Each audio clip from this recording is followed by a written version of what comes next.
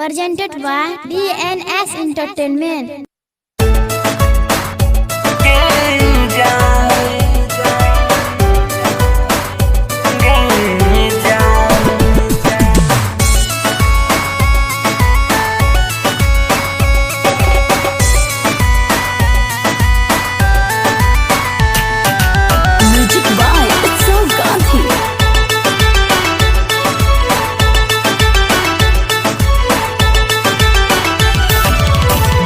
लाले हथवा में हाथ छोड़बो जिंदगी भर नहीं साथ तू ही पहला और आखिरी अरमान। जैसे चंदा चकोर वैसे जोड़ी हमर तोर हमारे ला बनल को भगवान। गे जान लाले हथवा में हाथ छोड़बो जिंदगी भर नहीं साथ तू ही पहला और आखिरी अरमान। जैसे चंदा चकोर वैसे जोड़ी हमर तोर तोहरे ला बनल को भगवान। हे रे जान रे जान। Ambe recording studio Delhi.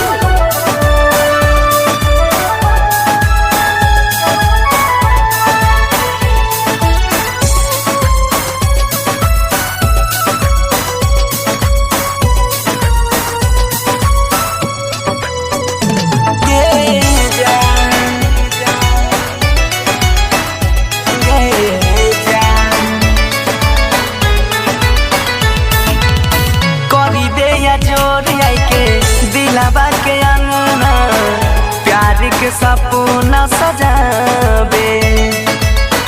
प्यार के सपना सजावे करी दे या जोर आई के दिलावा के अंगना प्यार के सपना सजावे। नजर के रास्ता दिल में उतर के धड़कन में अपना बसावे। एक रात मुलाकात और जीवन भर के साथ अब दोसर कोनो नहीं अरमान। जैसे चंदा चकोर वैसे जोड़ी हमर तोर हमरे ला बनल को भगवान। गे जान हे रे जान। गे जान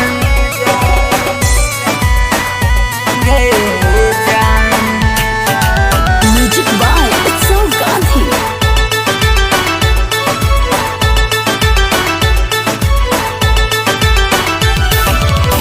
पल पल बीते बाह में तो दे चाहे जीवन एक पल के। चाहे जीवन एक पल के। पल पल बीते बाह में तो दे चाहे जीवन एक पल के। आज से अभी से होए जो तू हमर देख न रही कल के। माने बनसी के बात आज करे शुरुआत तोरे में बसल छौ परान। जैसे चंदा चकोर वैसे जोड़ी हमर तोर तोहरे ला बनल को भगवान। गे जान गे जान गे जान गे जान। Ambe recording studio Delhi.